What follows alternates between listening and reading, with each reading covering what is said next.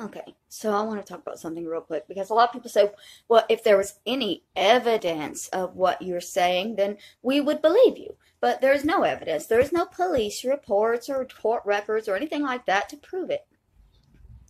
There are, but the people trying to prove it ignore the relevant police records and documents.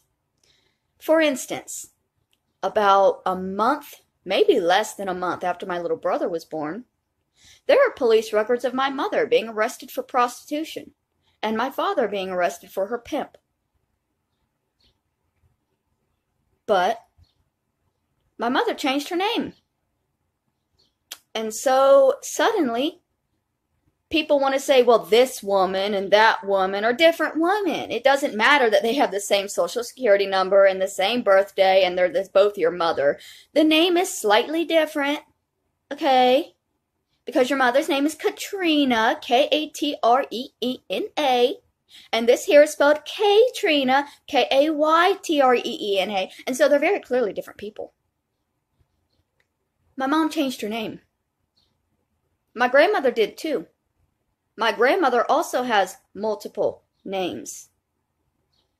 At one point, she chose her first husband name as her middle name. So instead of being Evelyn Virginia Gove, she was Evelyn Gregory Gove. Gregory was her ex-husband's last name. That gives her a different name. That makes it a little bit more difficult to look into the police records. My father also had different aliases. They say, well, you can't prove he was a drug dealer. He was arrested for selling marijuana and spent time in jail where he was on a prison work release program. And then they'll say, but that was for marijuana. Marijuana is not a drug. You smoke it. I do. In California. My father was selling it in Florida in the 80s and 90s. There's a little bit of a difference between smoking it on your own in a state where it's legal in 2022 and selling it in a state where it's illegal in 1989. Y'all can argue with me that, well, if times were different, well, times weren't different. Times were not different. And just because it was only weed that they found doesn't mean that that was all they were doing. Because my neighbor remembers them doing meth. And my older sister once caught them shooting heroin. But there's no proof that they're drug addicts. Because everything is documented. All drug addicts go to prison, and it's all, every single time you hit up a police officer, documents it, right? It's so easy to prove these things.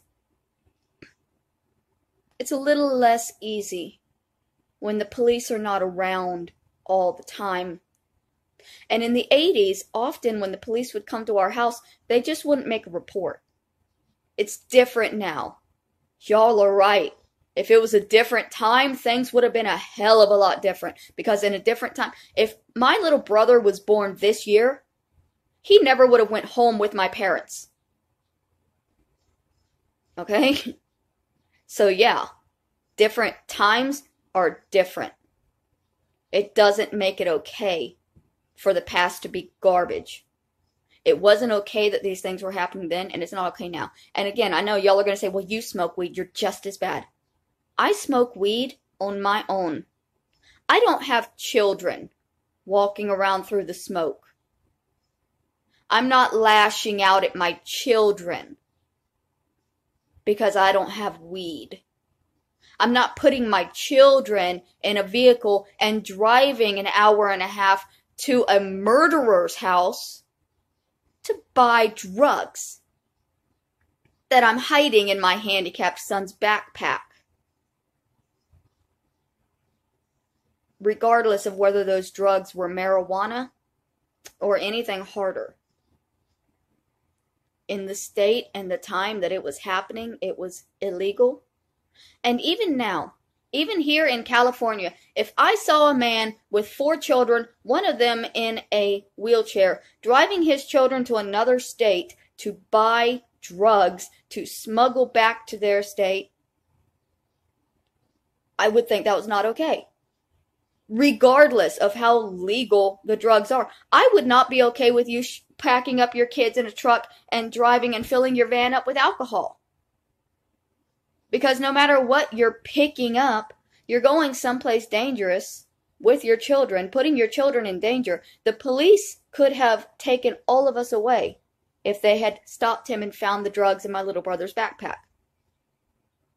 Like, the drug dealers could have killed us all if my dad had skimped him on $20 or a fight broke out over a gram. You don't know what's going to happen when you show up at a drug dealer's house. And if you're showing up at a drug dealer's house with your abused wife and your 4 children, one of them in a wheelchair, you've lost a whole lot of fucking control. Drug deals should not involve children, even if they're legal drugs. And women should not be forced to be prostitutes weeks after birth.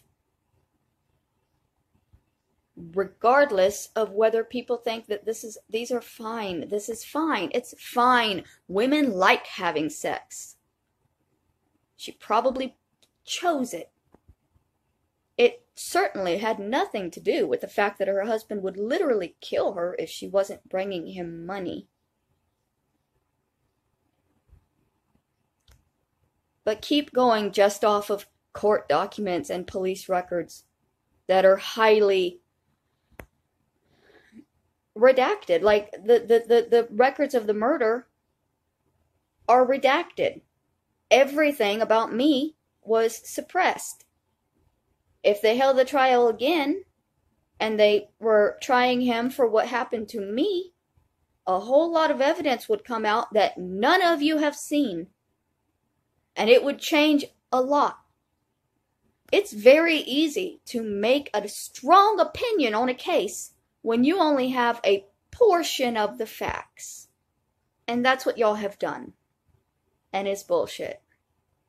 Right, so another thing they say I'm clearly lying about is my self-harming. Because for many decades, okay, from the age of about 13 till now, I was a self-harmer. And the people who have been investigating my story have reported multiple times that I never actually cut myself. It was all just for attention, and it was all markers. Markers and exact Sharpies. Just red felt pen is all that created all of this. And these people can look at my arm and tell me that it's just marker. It's like a tattoo. It's not real. There's no real evidence that you ever did this to yourself, or that you would ever do this to yourself again, or that it had anything to do with your mental instability. Absolutely none. It's not the only place I have cuts. My breasts are scarred up as well. But keep telling yourself that it's just marker. The reason that they can look at very real scars and say those aren't real. We're not going to believe you until you do something real. It's specifically because they want me to hurt myself.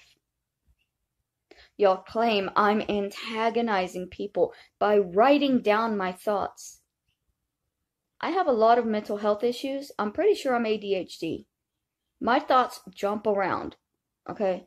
I'll be thinking about something I want to say, and then suddenly there's a fucking Green Day song from the 90s in my head, and I have no idea what I was about to fucking say, but I'm singing Dookie.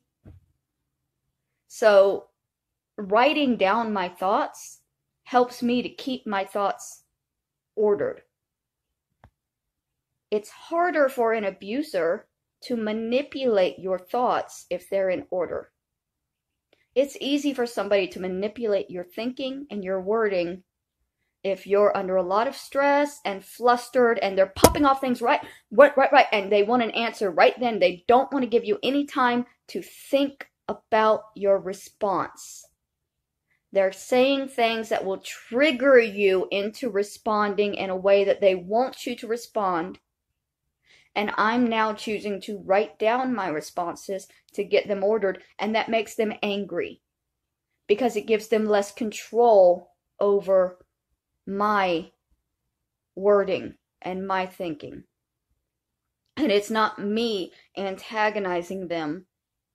It's me trying to take a slight amount of control over my own goddamn brain that is being bombarded daily with lies about myself to trigger me into doing something that will create entertainment for manipulative, abusive people who enjoy seeing other people suffer and struggle and hurt.